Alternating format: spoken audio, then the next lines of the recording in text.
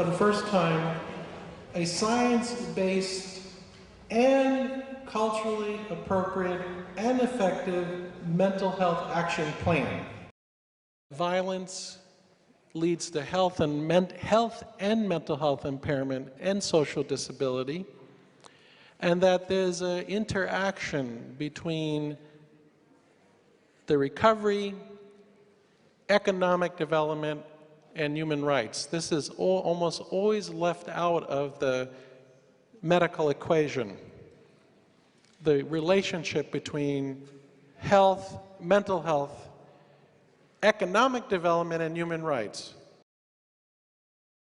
That we're not just talking about mental health services or psychiatric services. We're talking about policy and legislation, financing, science-based mental health services in the indigenous healing system, ongoing mental health education, international cooperation, economic development, and human rights. This is all of the facets of the action plan that the Ministry of Health is involved with.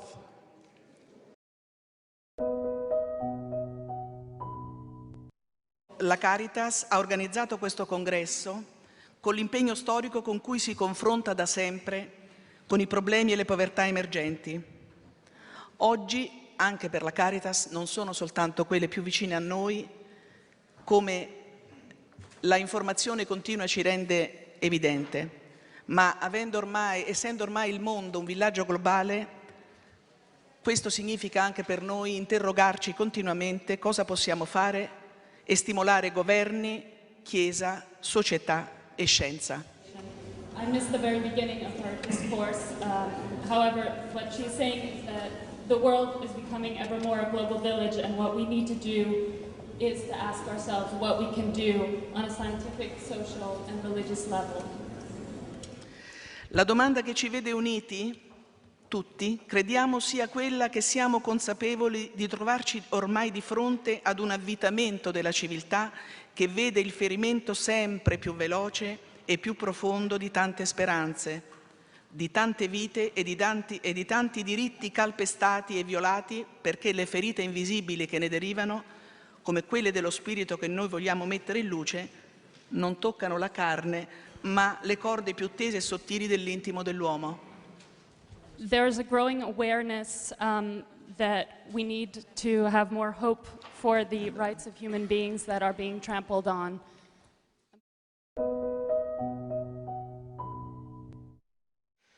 La Chiesa di Roma, seguendo gli insegnamenti del suo Vescovo, Sua Santità Giovanni Paolo II, è costantemente impegnata nel mondo in processi di pacificazione e in progetti di solidarietà internazionale direttamente attraverso l'opera della Caritas diocesana di Roma ed altre organizzazioni e movimenti e indirettamente e intimamente stando al fianco dei fratelli delle chiese nel mondo.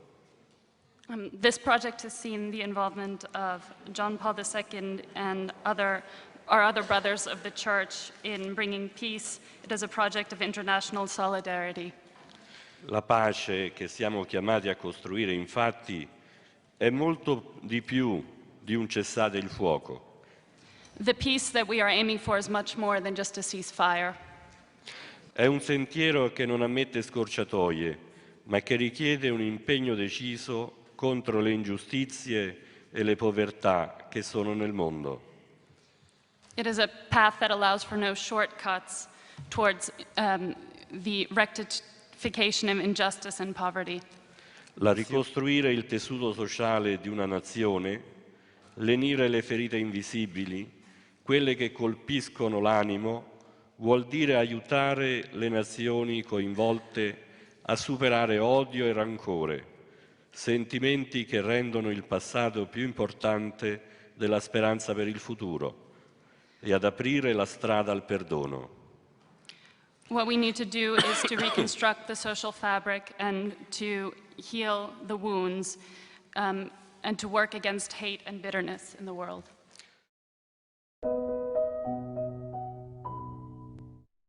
La ricostruzione puramente materiale successiva ad eventi bellici è un fatto importante?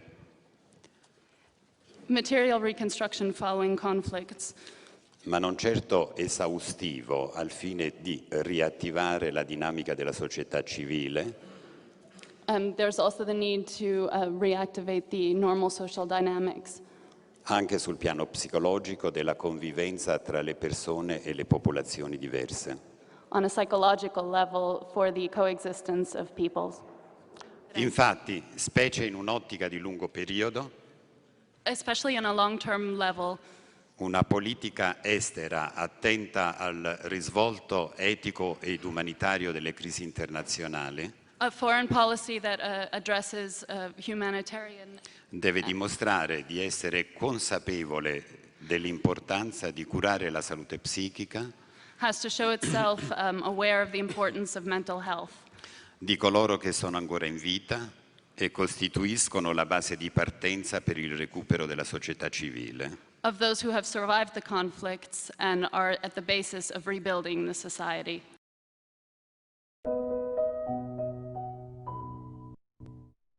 Il Ministero della Salute, degli Esteri, ma con l'indispensabile sinergia degli enti locali come il Comune di Roma, estremamente solidale, e le ONG e le associazioni, tra queste la Caritas in primo luogo, ha già iniziato un discorso di interventi non solo nella prima emergenza, ma in quella realtà che sembra non finire mai.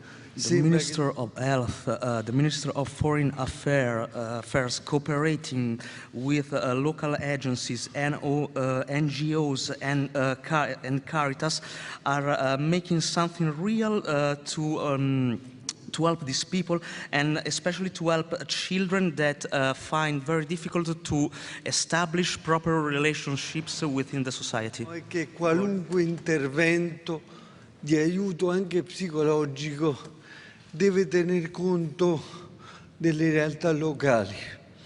Non possiamo essere noi, anche nel settore della salute mentale, a proporre o ad imporre modelli terapeutici nostri.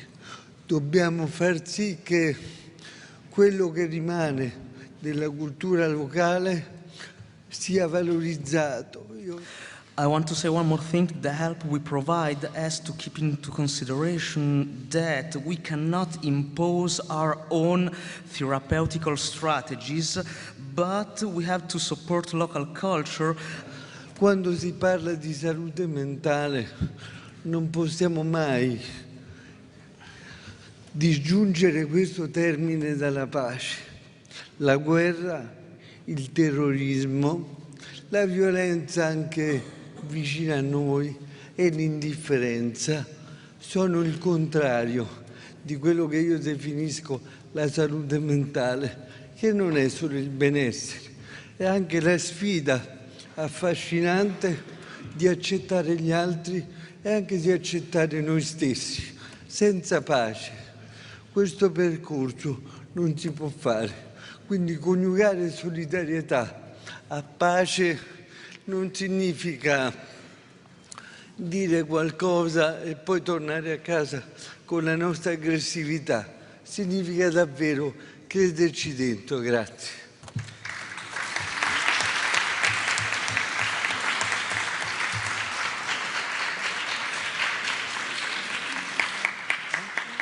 A campaign to fight mental disease is about to be started by the town, and we have to remember that mental health is strictly connected to peace, and a bad mental health is due to war, terrorist attacks, and these kind of things. And if we don't find peace, it will be impossible to restore and to build up proper relationships within a society. Thank you.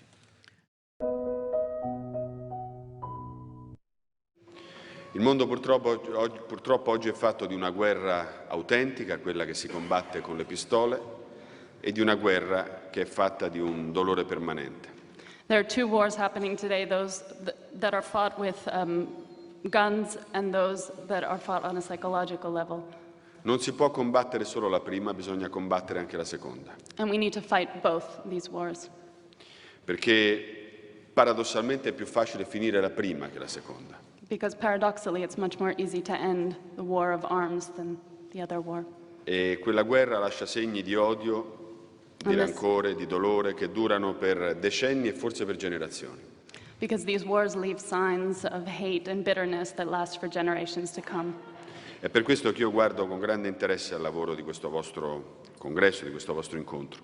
And that's why I consider the work you're doing in this Congress extremely important. Perché finalmente fa irrompere con la necessaria forza nell'orizzonte di coloro i quali vogliono la pace l'esigenza di affrontare anche questo tema che riguarda la vita di milioni e milioni di persone. Because finally you're breaking the silence and opening the horizon to this other aspect that needs to be addressed. Non ci può essere intervento umanitario che non sia anche un intervento psicologico di ricucitura delle ferite di una guerra.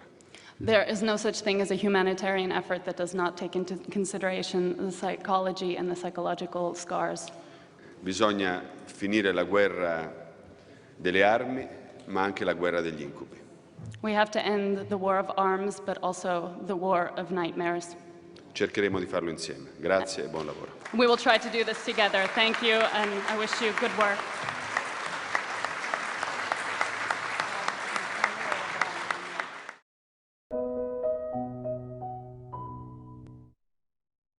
L'attenzione e la cura fornite alle vittime da stress post-traumatico conseguenti ad episodi di violenza sono da incoraggiare e sostenere a tutti i livelli.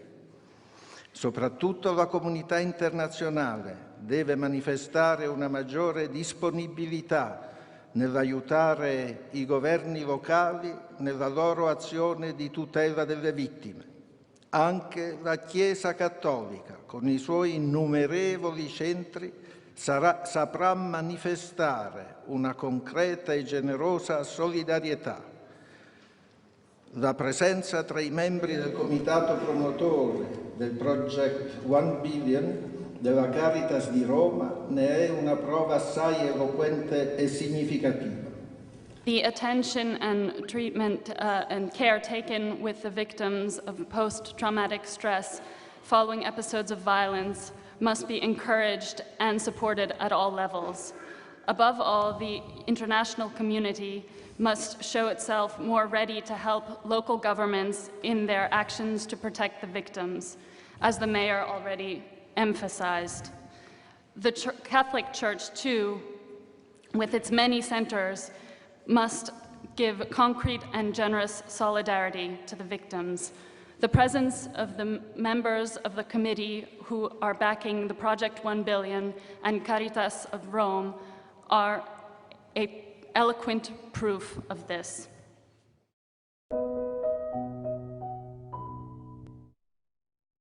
A lot has happened since we all met in Sarajevo back in September 2002 with participation of 7 ministries of health from Afghanistan, Bosnia and Herzegovina, Cambodia, Indonesia, Peru, Rwanda, and Uganda.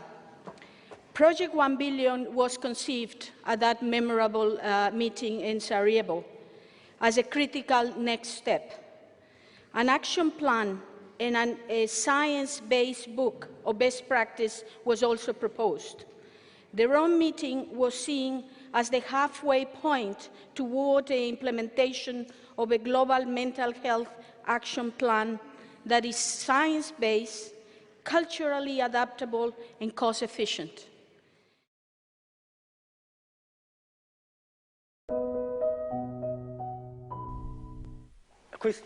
Project 1 Billion has reached by now its most important phase. After 3 years of study and preparation, a period characterized by warring terrorism acts and wars that have strengthened our firm convictions This International Congress will give the opportunity to ratify a Memorandum of Understanding which shall obligate all the signatories to arrange health programs aimed at safeguarding the mental health of violence victims. These 2 days will be an occasion for exchange between governments, international health agencies, organizations operating in the field of cooperation, in order to share scientific and operational approaches which subsequently will develop into coordinated health policies at international level. When the project was set up in 2001 by Caritas of Rome, Howard University, Fulbright, Istituto Superiore di Sanità e Istituto Superiore Assunzione, it was divided into 4 program issues. First, to develop at international level an organic policy to plan and implement mental health operational programs. 2, to establish the basic knowledge on these subjects in order to define clinical and socio-economical development strategies which could achieve significant mental health results. 3, to develop counseling policies which could be accepted and spread by involving international health bodies. 4th, to organize a plenary meeting in 2004 in Italy with the ministers of health of conflict and post-conflict countries and international agencies. Even if the project, which was born out of experience on the spot of Caritas staff and of the doctors operating in countries in war, deals with health problems, it doesn't aim at being another proposal of medicalization of society. To live at the side of the poor, bringing them comfort, has taught us that in front of lives which have been upset by violence and extreme cruel sufferings, the health systems alone are not able to heal wounds, to give back dignity and confidence, to establish normality again in social relationships. From the very beginning of the Project 1 Billion, we have also tried to understand which could be our role in the city of Rome, how to use our human strength, experience and skills in favor of the people suffering from invisible wounds and hidden traumas. We have asked ourselves how to carry out a successful intervention in this field in a stable and continuous way, and not only in an occasional way, as it has been up to now. In the next months, we are going to start at our outpatient department for immigrants in Stazione Termini a specific service, with a specific attention to the victims of torture, to the people suffering from those invisible wounds we are going to talk about in the next days, in order to be able to intercept, to take charge of, to guide, to support, to heal these people both from the psychological and from the physical point of view. We have set into motion the creation of an interdisciplinary team. We are enhancing a network involving many different agents, and on the basis of a significant and rich experience, we are trying to find a way to start rehabilitation programs. We are training volunteers with specific skills. In a word, with everybody's help, we are determined to take care of each of them.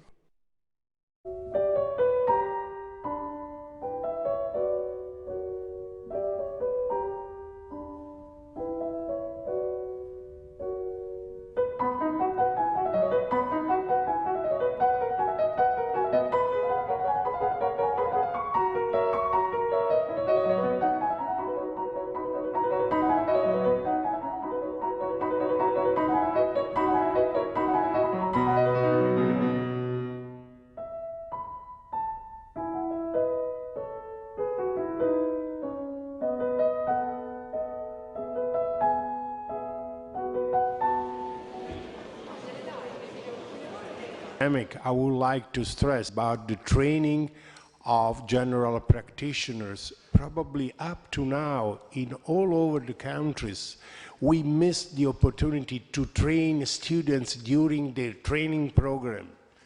I would like to stress the fact that although we are devoting most of our time to mental health in post-conflict societies, of course, we are highly interested in providing a sort of a model for all natural and man-made disaster.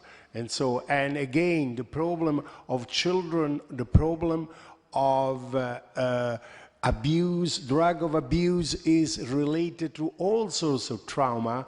And so this could be for the people who are experiencing a post-conflict period, a model directly to solve or to deal with their problems. In other countries with much more natural disaster, as you were saying, I think the very same model can be used to deal with these other problems.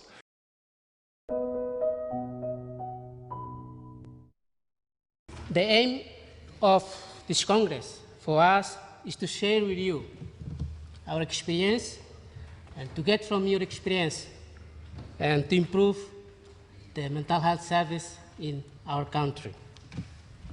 From June 2000, there's a big drone. So from June 2000, there is an NGO called PRADET. It is Psychosocial Recovery and Development in East Timor, established to address post-conflict trauma during emergency phase. At the time, we have seen about 500 cases with serious mental illness. And then, as mental health is part of primary care, and the service still continue till now. The aim is to develop a national service with a focus on serious mental illness. So wholly community-based service, no inpatient or hospital beds, fully integrated into East Timor basic health care package in top 10 priority of Ministry of Health.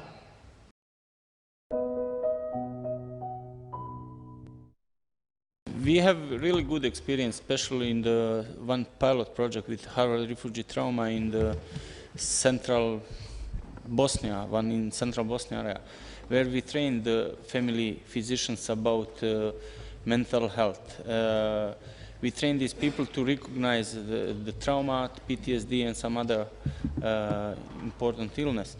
And especially we train people also to understand how to deal with community-based system, because we would like to have integrated health system in our country, and we have this experience.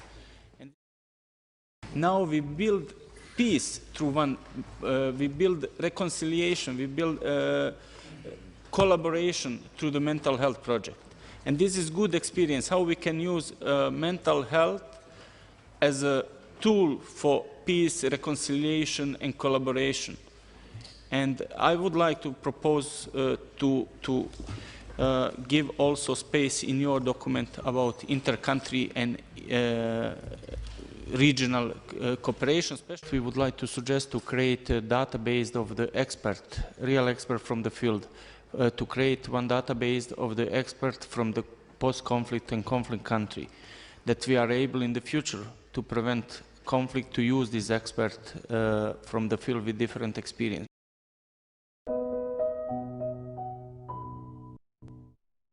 The problems that we face when I look at the third world, as it were, is that it looks like most countries have not developed what you call the mental health policies. So before you look onto financing, I think it is important for us to identify and draw your roadmap. Now, if you don't have a roadmap, yes, then you've got no direction to go. My view would be to start with a policy, draw up very clear strategies, because that strategy will give you a roadmap, will give you the vehicles that will drive you or get you to the apex, to the point that you like to walk to. Now, ultimately, Once you've put that together, then you can talk about financing, because that will form part of the strategy. Now, the crucial aspect that you also cite here is that if you don't have a policy, then it is difficult for you to cite training, which is a critical factor, because if you don't have the human resources to be able to manage the policies that you are drawing. In light of the above effects in conflict areas, and to address the high burden of disease, especially due to the mental health behavior or problems, and arising out of these conflicts and wars, government of Uganda has deliberately prioritized ending of all the conflicts, prevention of new ones through good governance and sound democratic principles, strengthening mental health services in the whole country, and to promote close collaboration with both national and international non-governmental organizations. I think we should put more emphasis on infants, children, and adolescents, because in the most of the cases, they are the weak link of the chain. And there is the risk, as we know, that in infants who are traumatized, we know from the research that in the most of the cases, the traumatic experience can have very negative effects, not only by the psychological point of view, but also by the brain point of view. And in this case, the consequences of the trauma can be more lasting, especially the chronic and early trauma. So I think it's important to consider the situation of the children and giving more emphasis to the problem of the family. We have to work in twofold issues. There is ongoing violence. Like, for example, in Nepal, the insurgency is ongoing. A lot of violence is there every day. And in another hand, we have got 100,000 of Bhutanese refugees since last 12 years.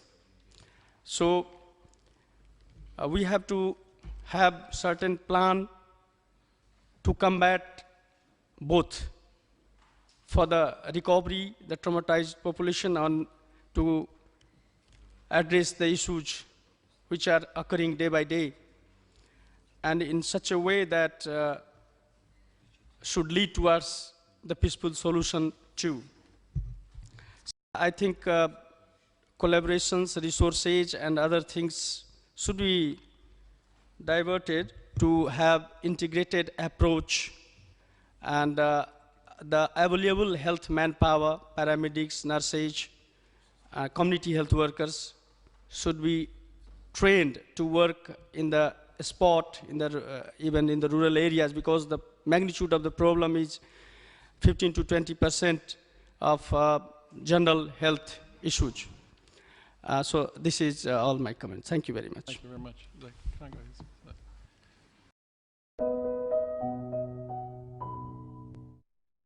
The trend, what I see is there is, after, in fact, conflict, mass destruction, not normal mental health. In that issue, usually there are 3 to 5 years, everybody is getting involved into this. The donation, international, the community is well aware of the situation, and there will be a lot of resources in that.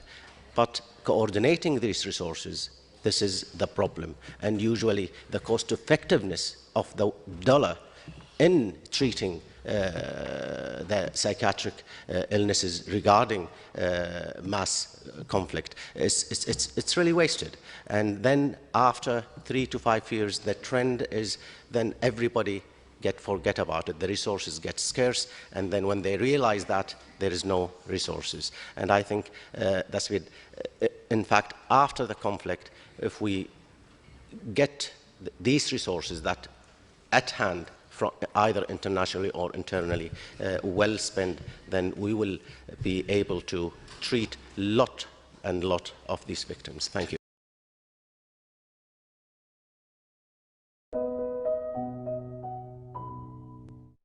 To our opinion, for the improvement of mental services provision, it is necessary to implement the following. First, to elaborate the law on mental health. Second, for the attainment of European standards of mental care provision should be carried out trainings and retrainings for hospital nurses in the field of mental health. Third, to create and open special community houses, centers, for the post-rehabilitative therapy of mental health patients, where should be working psychologists, sociologists, and nurses. Fourth, for the patients receiving protracted psychiatric treatment in mental houses, should be organized work therapy. Fifth, for the psychiatric treatment of old-aged patients, should be opened gerontological departments. And sixth, for the organization of children psychiatric treatment, it is essential to restore mental services provision for young aged. Afterwards, we want to approve that Armenia completely supports the project of Mental Health Action Plan and is ready for cooperation. Thank you.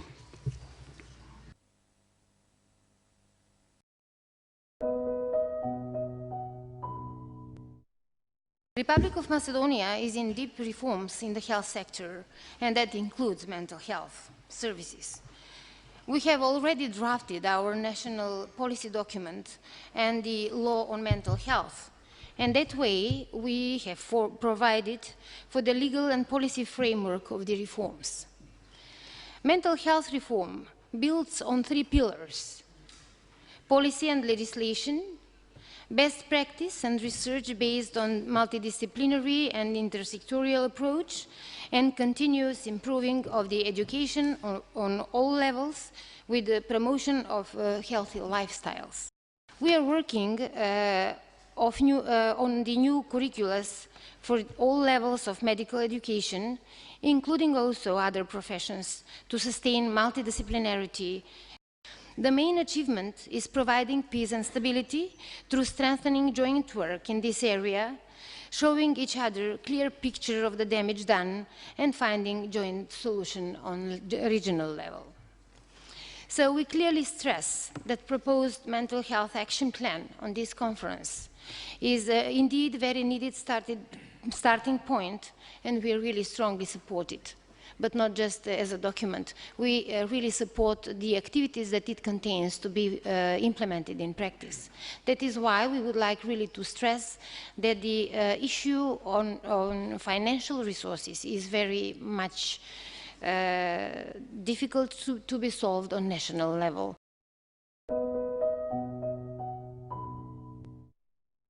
I think that the strong voice and the strong message that comes out of the assembly of these 2 days is that we need very much to rely on resources that can be found within the society, that can be mobilized within the society, within the countries, and then whatever additional support that has to be truly additional can be mobilized from the international scene, then can be granted, can be offered, but there is no substitute role in this. I think that also the value that Project 1 billion is coming with is a major focus on mental-related issues that are the inevitable companion to the all possible diseases, sickness, and problems that stress, violence, war, and recovery hit the entire society with. The main issue now is that we need to put high in the agenda what has been so far a neglected area. We need to address the entire system. We need to be truly holistic, as it has been said several times. And being truly holistic means that not only communicable diseases are in the focus, but also mental health. also the mental consequences of war and violence. What we aim at is to provide an evidence-based tool. What we need is to try to understand and agree on what science, what research, what evidence can make available to decision makers so that a decision which is based on solid grounds is taken and then implementation follows.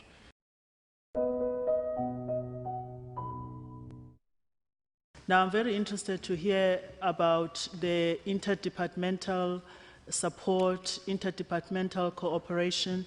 Even though health remains the lead agency, how much do the other departments actually participate? Perhaps in the same way that with AIDS, we've brought together many different departments into one national council, for example, in South Africa.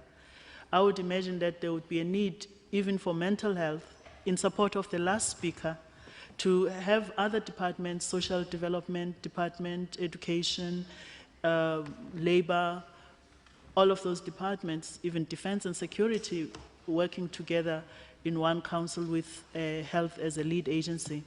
The action plan, in fact, does give us a very good framework for the future, for implementation. I just would also want to agree with Patty McGill-Peterson that now the really hard work begins. But what I would like to say is that what we've been given here in these last 2 days are very good tools for us to go back and look at our own country plans. By our mere presence here, by our participation in this Congress, we are already making a strong statement about our abhorrence of war and violence.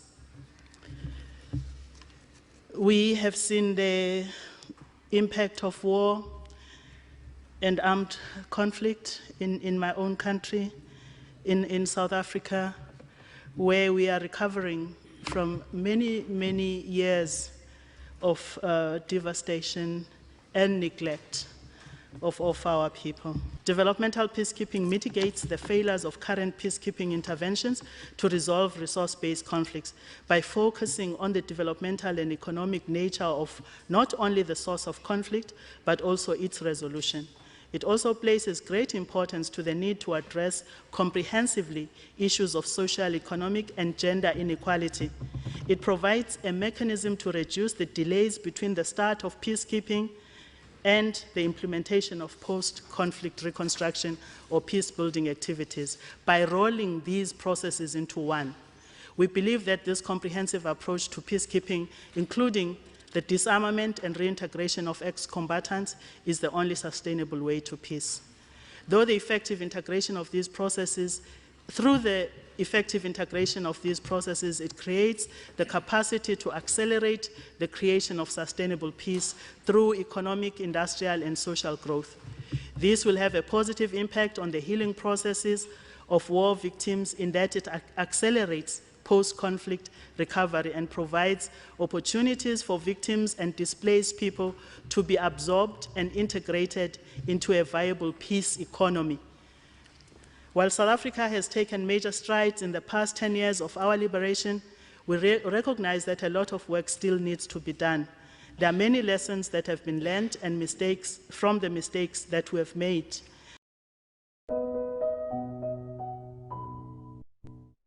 So war is a constant predictor of depression and phases, and depression during war is a predictor of depression after war. I'm going to move fast to PTSD.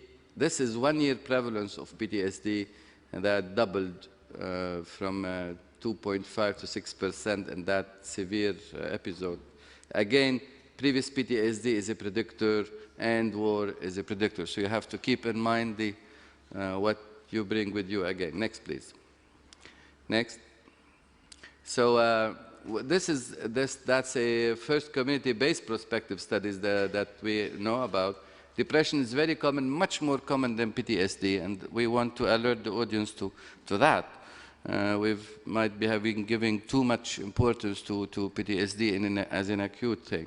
And war induces both, and previous history is very important. Go ahead.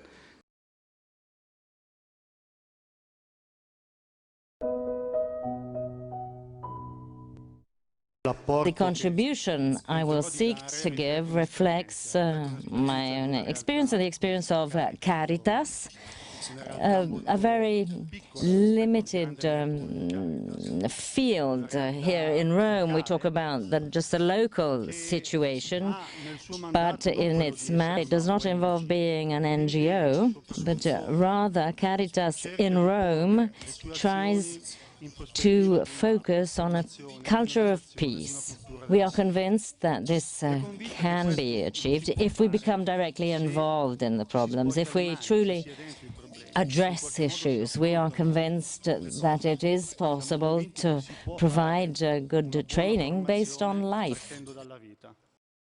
The third aspect involves learning to understand the needs of people who have experienced these dramas with them. Often NGOs and the great agencies run some risks. We have even sometimes suggested solutions without interacting with the local territory. So interpreting people's needs with them gives us an opportunity to find out that in order to build up a social fabric that can really then provide some hope through jobs, trust in others, relationships, these are all dimensions that often we do not consider from the medical standpoint, because when we encounter very complex situations, we resort to physicians. But in everyday life, in relations with people, we face different situations. In Mitrovica, we have over 300 families who are in a difficult situation. Sometimes they're afraid to leave their home to meet neighbors, and we tried to facilitate these meetings. We wanted people once again to feel like leaving their homes, going for a walk, meeting other people.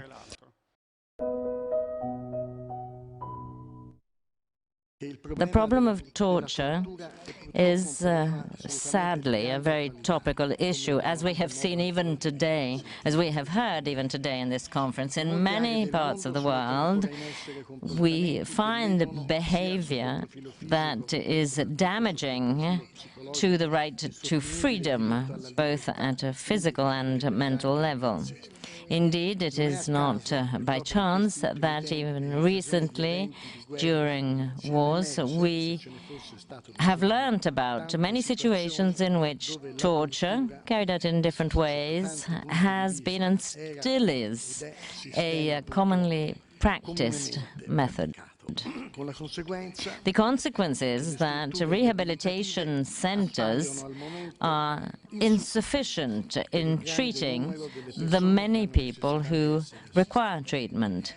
This is why today's conference is extremely important, not only from the moral standpoint, and I shall report to the Danish organization on the many needs indicated here. Indeed, we've heard that there is a need for increased awareness, and there is need for some sign of hope for people who have suffered torture. Indeed, we should not forget that people who have been tortured, if they are not totally rehabilitated, are sick people.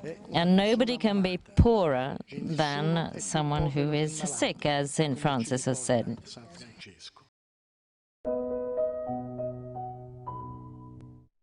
We see it moving through stages of growth and development. It continues to significantly connect the local with the global, and this has been very clear as I've listened to you talk about your countries, the problems there, and then what the common chords are between those things that you're talking about. It represents a new and important phase, and in that sense, it's very gratifying. And now, the really hard work begins, because you do have the challenge not only of coming together in a very effective way to move on, but also to think about how to disseminate what you will decide to do. And these are only very brief observations. Another thing is to have the process reflect the human rights ideals stated by Project 1 Billion. For example, moving women from victims to decision makers and into the hierarchies of government, ministries, and NGOs. This is extremely important and is something we've had to learn in my country, the United States of America. Also, to think about these multi-sector and multi-level approaches. As you develop an advisory committee to move beyond this particular time, making sure that you have among you not just the doctors and the physicians, but the nurses, the practitioners, the school counselors, who will be part of this outreach program that's recommended in the action program. And then not letting, and this to me is the most important thing, not letting the action plan get bogged down in international, national, and local bureaucracies. In my view, this is the largest problem facing the United Nations and most problem-solving agencies today. And now, the really hard work begins.